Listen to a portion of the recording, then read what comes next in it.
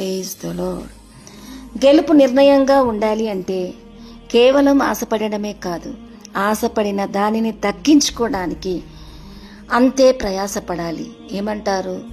అయితే అనుకున్నది ఎప్పుడు మన గుమ్మం దగ్గరికి రావు, మనమే కష్టపడాలి, అడ్డంకులు దాటుకొని దానిని చేరువ కాగలగాలి.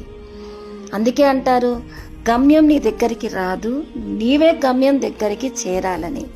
ఈ విధంగా ఒక లక్ష్యాన్ని సాధించడానికి చదువులోనైనా, ఉద్యోగంలోనైనా, ఇంకే పనిలోనైనా, ఆఖరికి భక్తిలోనైనా అపొస్తలుడైన పౌలు అంటాడు 2 తిమోతి 4:8, ఇక మీదట నాకు నీతి కిరీటం ఉంచబడి ఉన్నది అని నిర్ణయంగా చెప్పాడు.